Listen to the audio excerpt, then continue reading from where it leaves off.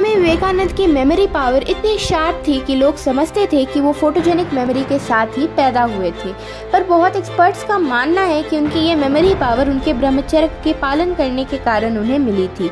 पुराने समय में ऋषि मुनि जैसे आर्यभट्ट, सुश्रुता, महर्षि कन्नड़, महर्षि च्यवन ब्रह्मचर्य यानी सेलिबेसी प्रैक्टिस करते थे और इसीलिए वो इतने ज्ञानी थे और आज के समय से इतने पहले ही विज्ञान के बड़े बड़े खोज कर पाते थे। स्कॉलर्स मानते हैं कि मेल रिप्रोडक्टिव फ्लूइड यानी सीमेन के लॉस से मेमोरी और विल पावर का लॉस होता है। सीमेन लॉस से धीरे धीरे इंसान का ध्यान और संवेदनात्मक क्षमता कम होने लगती है, शरीर की बनावट भी बदलने लगती है, यहाँ तक हड्डियों में बोन मैरो तक अफेक्ट होता है। स्वामी विवेकानंद की तरह ही एक और साधु थे जिनका नाम भक्ति सिद्धांत सरस्वती था, जो कि एक नास्तिक ब्रह्मचारी थे। उन्होंने पूरी इंग्लिश डिक्शनरी एक ही बार पढ़ के मेमोराइज कर ली थी। नास्तिक ब्रह्मचारी वो होते हैं जो आजीवन ब्रह्मचर्य का पालन करने का प्रण लेते हैं, जैसे महाभारत के पात्र पितामह विष्णु। स्वामी विवेकानंद कई बार अपने डिसिपल्स के सामने इंसाइक्लोपीडिया के कई वॉल्यूम्स रख जाते और वो लोग देख के बहुत चक्के रह जाते थे। 1898 में स्वामी जी के शिष्य शरद चंद्र चक्रवर्ती ने एक कन्वर्सेशन रिकॉर्डिंग में ये बताया था कि स्वामी जी ने आजीवन ब्रह्मचर्य का पालन किया और सेक्सुअल थॉट्स को अपने मन, कर्म और वाणी से निकाल फेंका था। इसीलिए उनके पास ऐसी स्मरण शक्ति थी जो उन्हें कई मोटी किताबें एक बार में याद करने में सक्षम बनाती थी।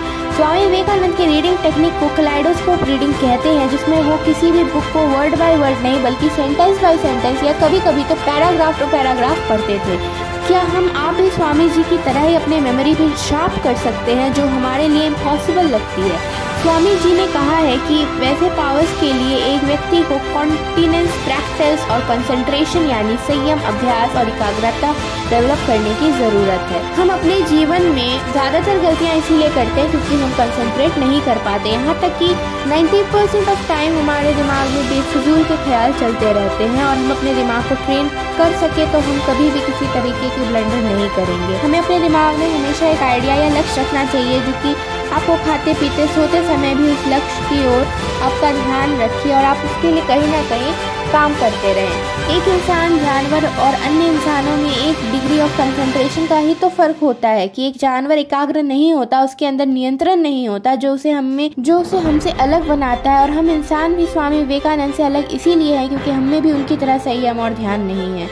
इन्हीं सारे गुणों ने स्वामी विवेकानंद को हमसे अलग बनाने में हमारी मदद और हम उनकी तरह इनक्रेडिबल मेमोरी और विल पावर डेवलप कर सकते हैं, अपनी मानवीय क्षमता को उस लिमिट तक पुश कर सकते हैं अगर हमें भी ये क्वालिटीज आ गई। तो दोस्तों, आपको स्वामी विवेकानंद की फोटोजेनिक मेमोरी टेक्निक के बारे में जानकर कैसा लगा हमें कमेंट करके जरूर बताइएगा। मिलते हैं नेक्स्ट वीडियो में।